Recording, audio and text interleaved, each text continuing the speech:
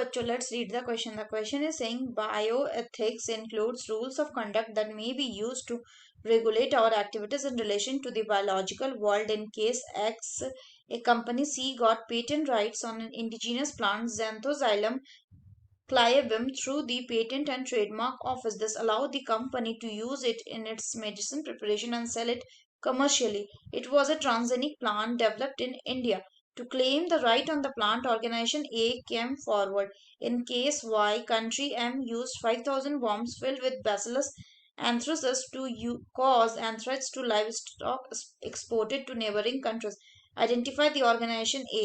Option A, Indian Parliament. B, Genetics and Ethical Issues Action Committee. C, Genetic Environment Approval Committee. D, genetic engineering approval committee. तो आइए देखते हैं हम इसका की कंसेप्ट. तो अगर हम बात करें इसके की कंसेप्ट की, तो इसका की कंसेप्ट हो जाएगा क्या? It will be biopiracy.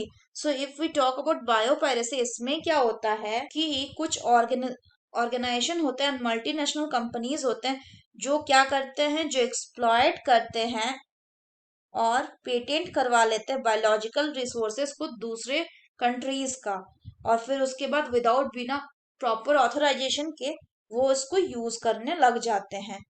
तो इसी को कहते हैं क्या? Bio piracy. जैसे कि अगर हम एग्जाम्पल के लिए बात करें, तो हुआ क्या था कि रॉयल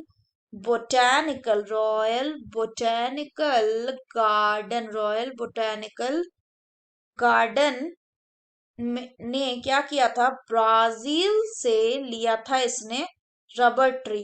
इसने रबर ट्री को कहाँ से लिया था? ब्राजील से. और उसके बाद क्या किया था? और इस रबर ट्री को उसके बाद इन्होंने प्लांट कर दिया था साउथ ईस्ट एशिया में.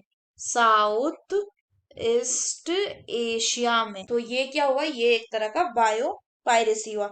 सिमिलरली अगर हम बात करें, तो जैसे जब चार्ल्स डार्विन अपने वॉयजेस पे थे, यानी जब वो घूम रहे थे इवोल्यूशन को, तब वो कहाँ गए थे? तब वो गए थे गैलापागोस आइलैंड में. गैलापागोस आइलैंड में.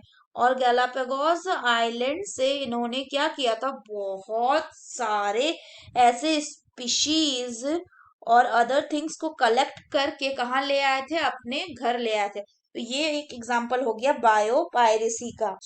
अगर हम क्वेश्चन की बात करें, तो क्वेश्चन में बोल रहा है कि एक केस में, इन केस एक्स, यानी केस एक्स किसका केस हो गया?